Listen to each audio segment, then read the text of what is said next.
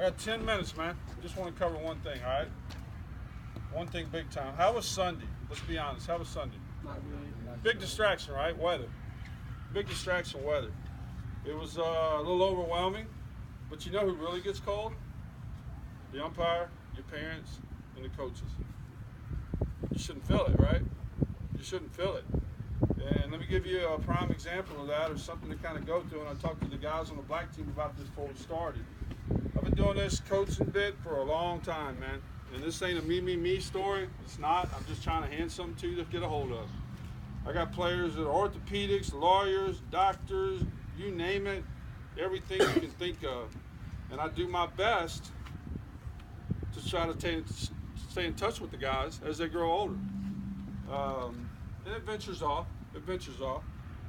But like I told the guys, I had one that was playing college baseball, and out of the blue, he calls me and decides he wants to go into services.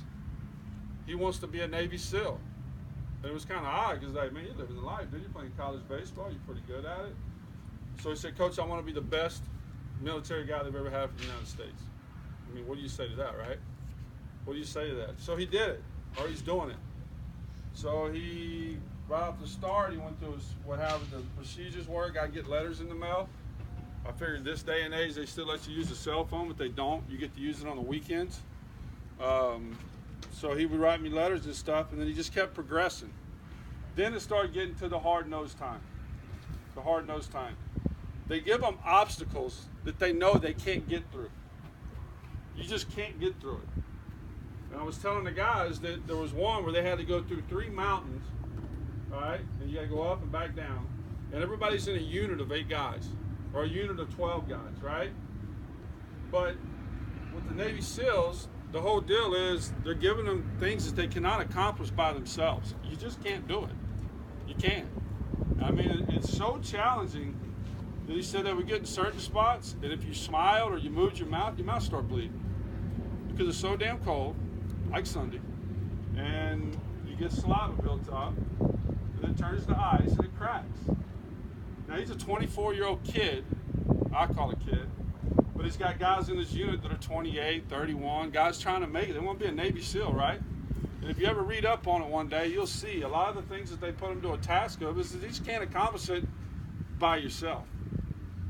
That you get everybody together and you powwow and you figure out who's going to be responsible for what, you got a chance to do it. But if you try to do it by yourself, there's just no way. So they're going up the second hill, and the one guy who's like 28 years old, he goes down and he's like crying uncle. Like literally, he said, Coach Fackler's a grown man crying, like just mentally freaking done. And he said we picked him up and carried him, and they had to carry him over through that mountain to the 3rd mountain and finish the task at hand that they had to get done, right? So that's 7 guys or 1 guy or whatever it is within that unit picking up the next guy. And what really got me was Jordan when he told me all this, and I had him come speak to a youth camp. And you learn stuff about guys when they quit being your ball player and they start being a man. And a lot of his teammates were there, and Jordan really wasn't the best player on the team. I mean, there was days where that guy was like 0 for 25, and I'm not lying. But he won so much respect from all the other guys that are playing pro ball with the Blue Jays, playing college ball at LSU, got pitches for University of Texas. They were all kind of his teammates at that time. They were all taken back. Let me tell you why. Jordan wasn't that productive on the team, was he? Right? Y'all just heard me say he wasn't productive. He was over 25. I'm not exaggerating. He had rough days. He was just that 3A baseball player. Just the other guys were 6A. They'd been a little bit more challenged. But it took everybody back. And my sense of it wasn't so much that he surprised them. What it did to me, it validated the way they thought about him when he was on the team. When they validated him when he was on the team. What guys bat 8th, 9th, 10th in the lineup? Raise your hand, you do it. You know, you're a common guy, right? Don't be Jordan, right? How do I change that? How do I keep that wow factor from all my teammates 6 years later? He finally figured it out, and he took the lead, and he quit college baseball because he wanted to be a Navy SEAL, you know? And my thing is, you get caught up in the limitation world. You're kind of in the limitation world. I keep going to play with a certain select team, and by the way, the select system's kind of screwed up if you ask me.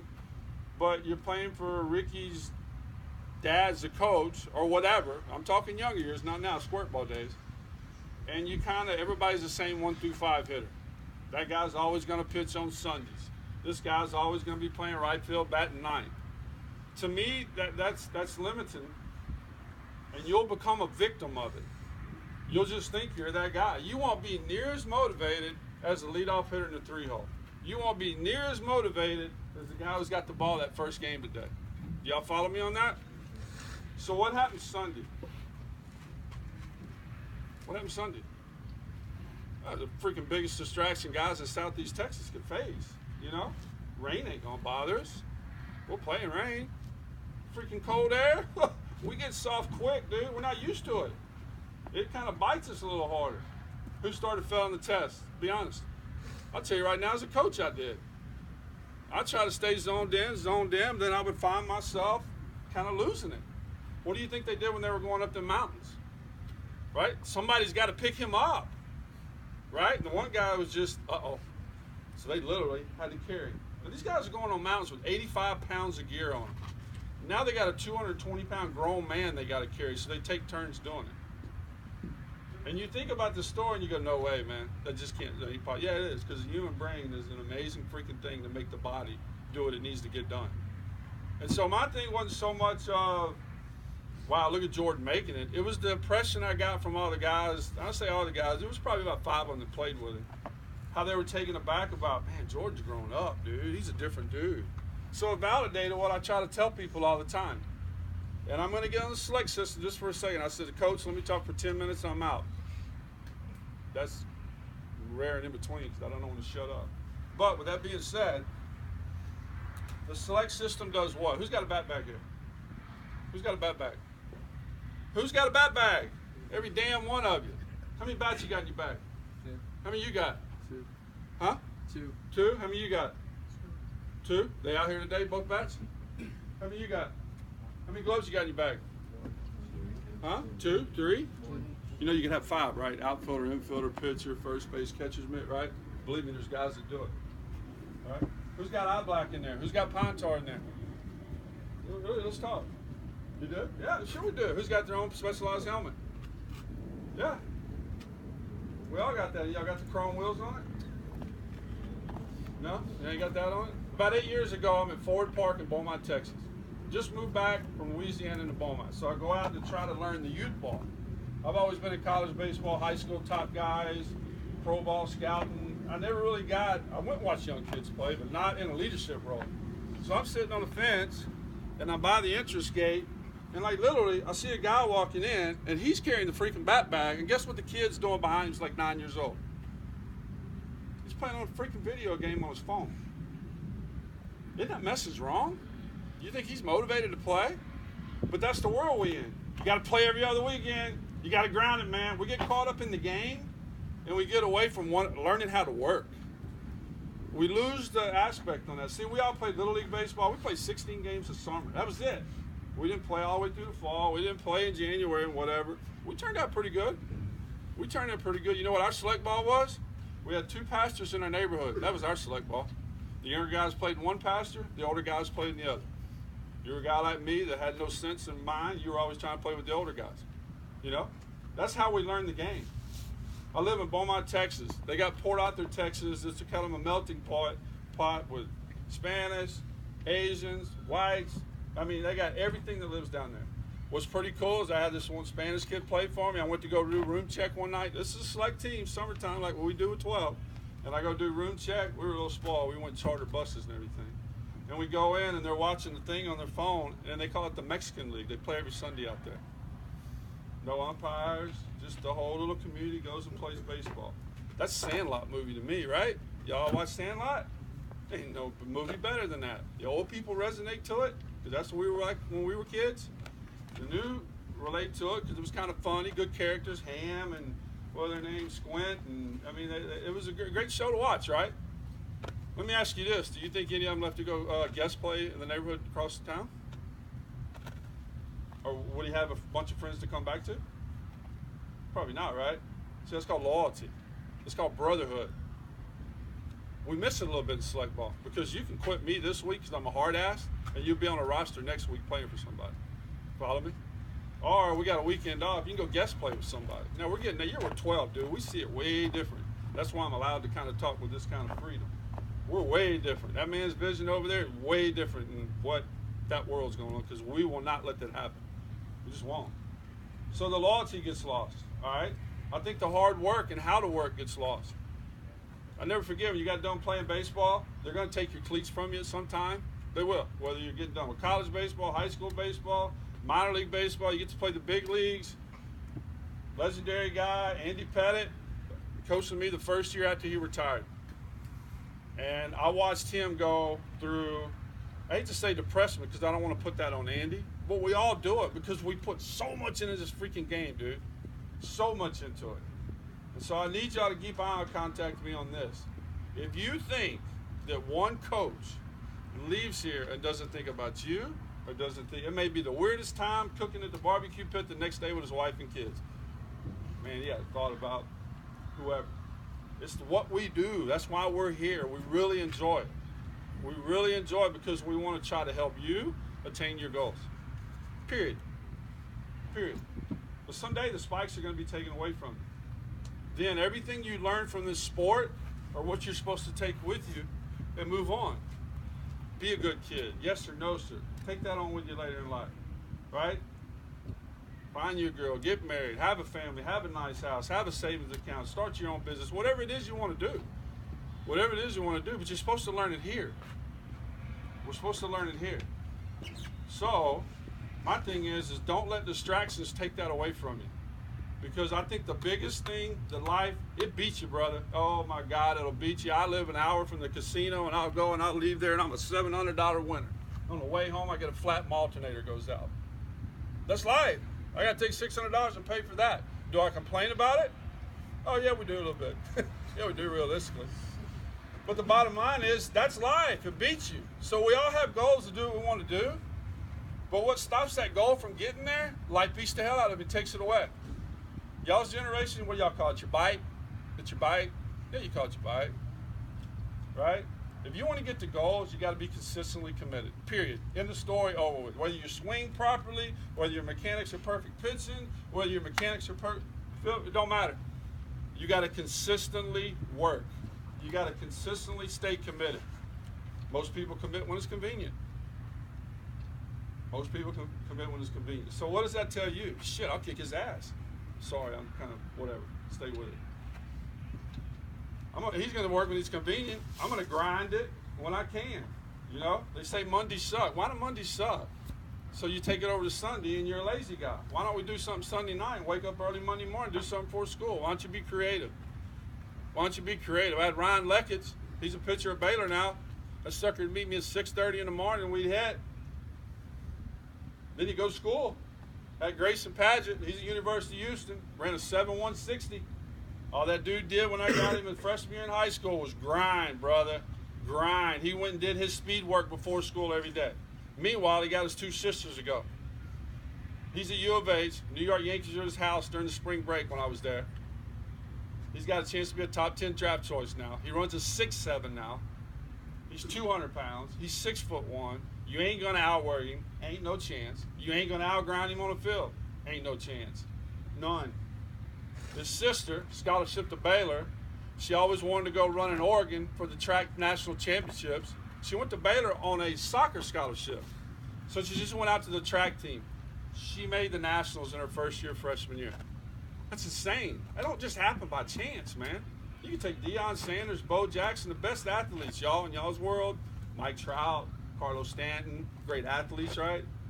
If they don't have a work ethic, if y'all think those guys just show up because they're beasts and they can get it done, hell no.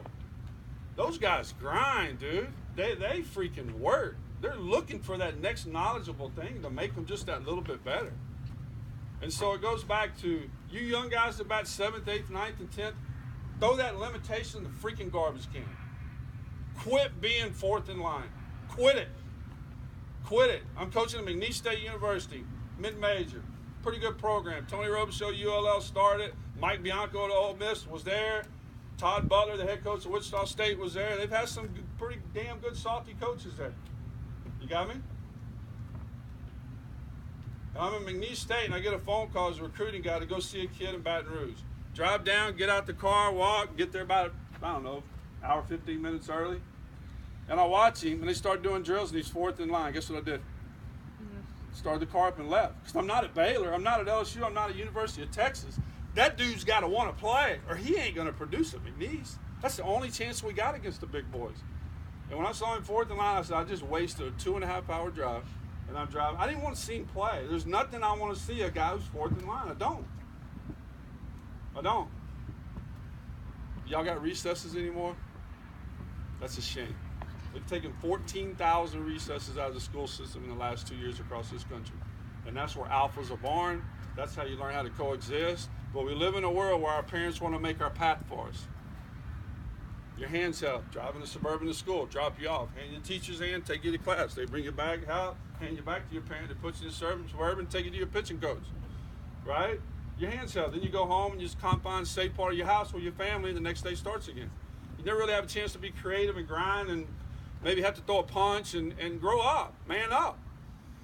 And it's got to happen. And it's like we said that one day. You know what the challenge really comes? Your 8th grade year in school. That's when we start taking the easy route and saying everybody else's house sucks and my house is beautiful, like I'm real good and he ain't no good. Or we do the right way and the mature way, and we give the guy props, and I got to get better. I got to get better. You got me? You got me?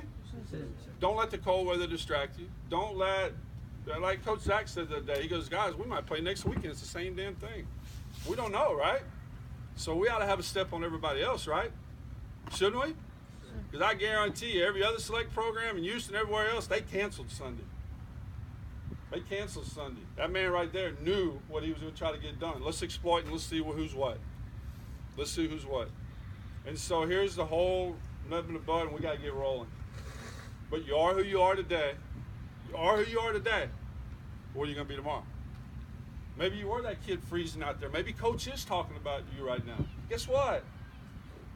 We can own it and move forward and say, not me again.